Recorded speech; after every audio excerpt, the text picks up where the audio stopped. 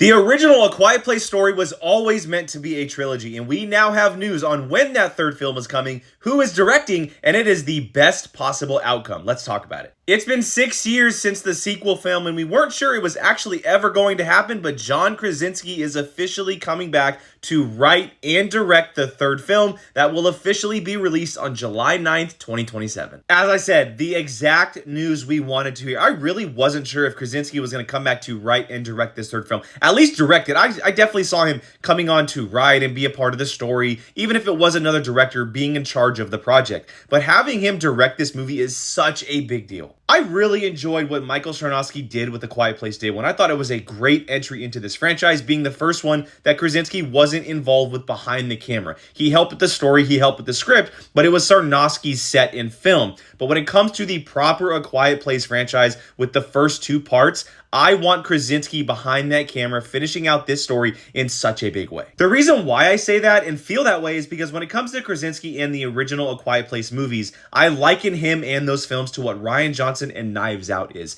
The comparisons of it's their babies, they've spent time with it, they've thought about it. Krasinski's wife, Emily Blunt, is the lead in these films, and I would be okay with someone stepping in and giving their take, just like Michael Sarnoski did with the prequel film. But in reality, it's Krasinski who I really want to direct this third film, and it's exactly what we're getting. And when it comes to this next film, Part 3, I am so curious where Krasinski takes this movie. For the first time in these movies, the humans have the upper hand on these monsters, as we were basically left off with a huge cliffhanger as the Abbotts and Emmett have found a way to disrupt the monsters. If you don't remember, at the end of that second film, we learned that Regan Abbott's hearing aid is able to transmit a high-pitched frequency that incapacitates the monsters, allowing everyone to fight back against them. And once our characters are able to clear the island that they are on of the monsters with this frequency, the film ends with that frequency being broadcasted, leaving us to believe that this could end up being used as a weapon to allow the human race to take back their home.